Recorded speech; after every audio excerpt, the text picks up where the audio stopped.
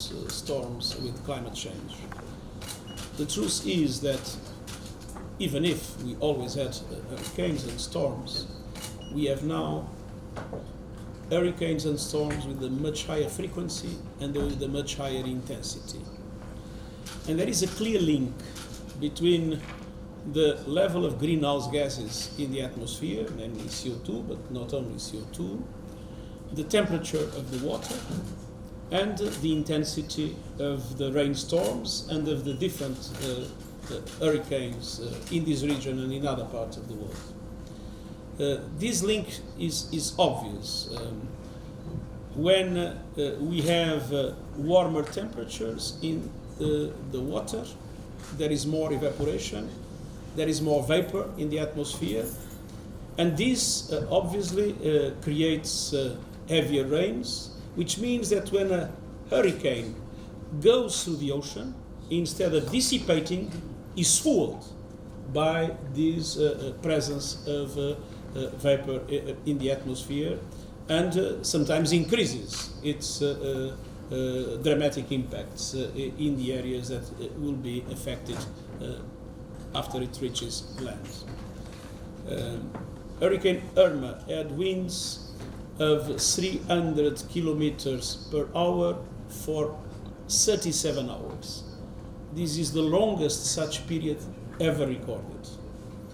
In the last 30 years, we had tripled the number of natural disasters and quintupled the economic losses due to these natural disasters. So the link between climate change and the devastations we are witnessing is clear, and there is a collective responsibility of the international community to stop this suicidal development. And for that, it's essential that the Paris Agreement on climate change is fully endorsed and respected, but also to recognize that the commitments made in Paris are not enough. So we need an enhanced engagement of the international community in order to be able to dominate climate change and to avoid this dramatic multiplication of disasters we are seeing, even more dramatic in the future. On the other hand, I want to make a very strong appeal for the international solidarity to the Caribbean islands impacted by these storms, to translate themselves not only in immediate humanitarian aid, and it is coming, but not enough, but also in new mechanisms allowing for effective reconstruction and to build up resilience in relation to future storms. As it was said by the Prime Minister, most of the countries impacted are middle-income countries, and because of that they are deprived of the forms of assistance or concessional loans that low-income countries can have access to.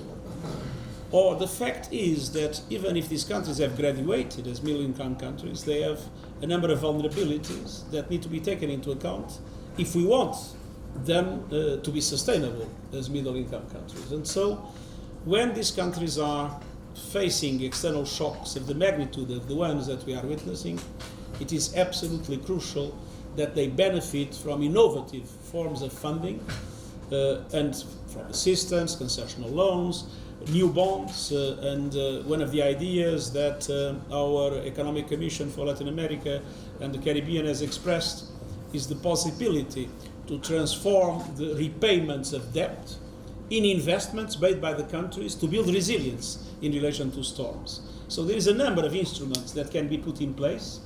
The World Bank will be launching soon a donors conference, and I would recall that the World Bank had the initiative several years ago to consider that countries like Jordan and Lebanon, because of the inflow of refugees, even if they were middle-income countries, should have access to concessional financing because of the internal shock that those refugees have represented. I think we are now facing a similar situation, and my appeal to the international community is to have an engagement in developing innovative mechanisms of financing, allowing the Caribbean states to be able to not only face the enormous challenges they are facing, but to fully commit themselves to the Sustainable Development Goals and to the well-being of their populations.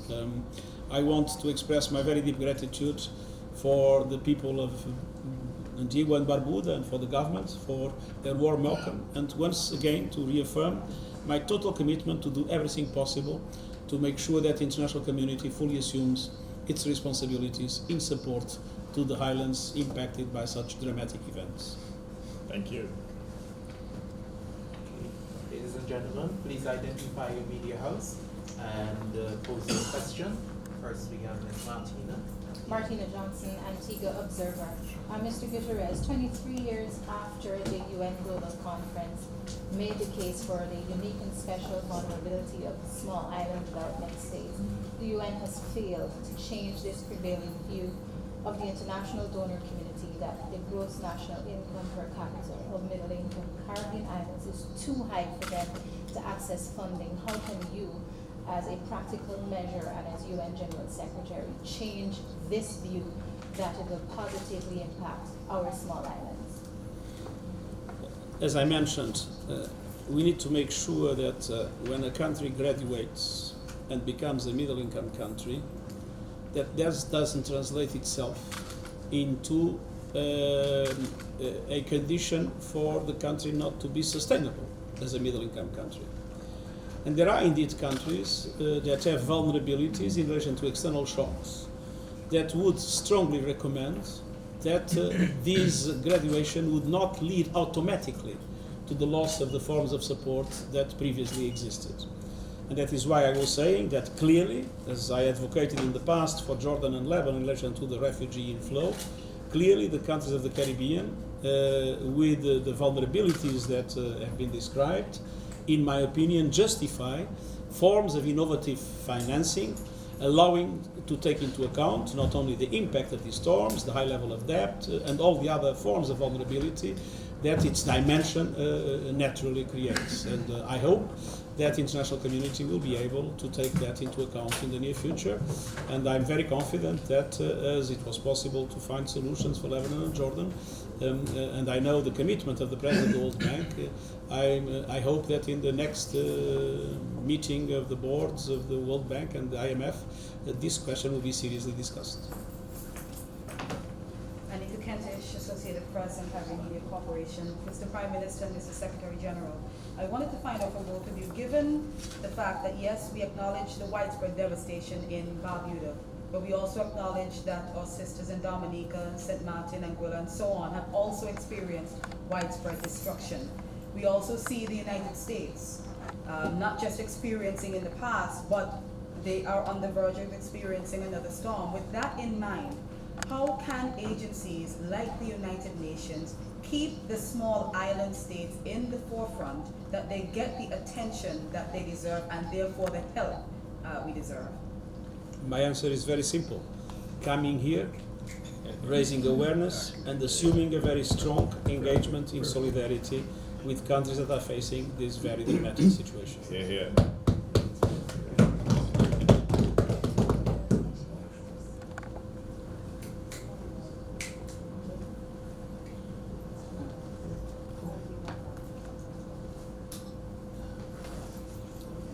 Secretary General Nicola Barrington from ABS Television. You mentioned that you have not seen such high levels of devastation as you've seen on Barbuda. You're going to see Dominica tomorrow.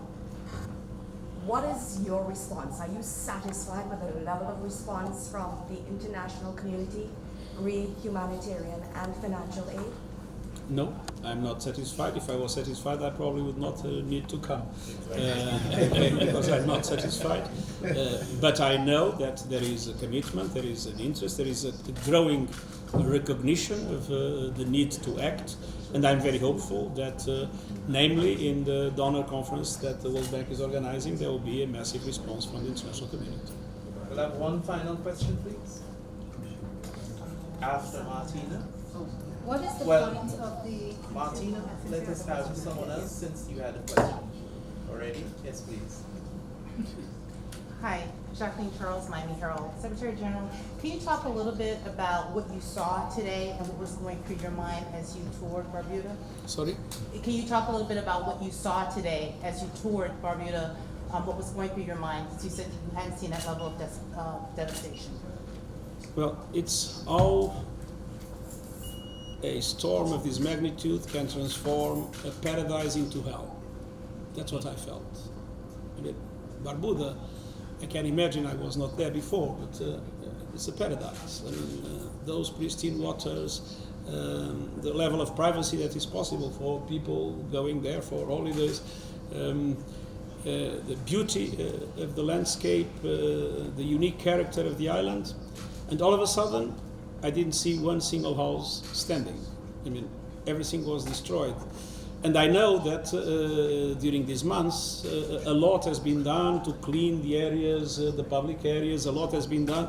I know that if I were to come 2 or 3 days after the storm, even we haven't seen any green.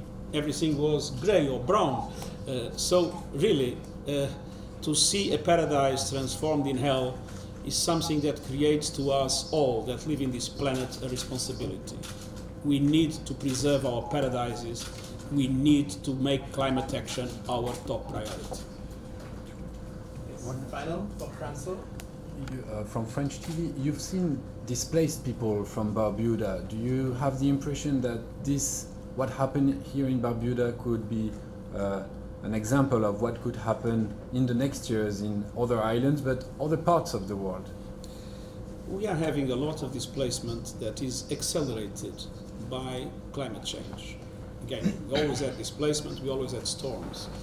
But for instance, in the Sahel, we had drought every 10 years, then we had drought every 5 years, now we have drought every 2 years, and we see more and more people having to flee the Sahel and trying to cross to Europe through those horrible and tragic circumstances that we all know, and many of them dying.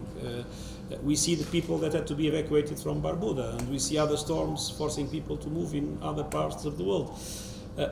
The climate change is becoming one of the central reasons, one of the central causes of forced displacement in the world, and I think it is one more reason to do everything possible to stop this movement and to make climate action a strong priority of the whole of the international community.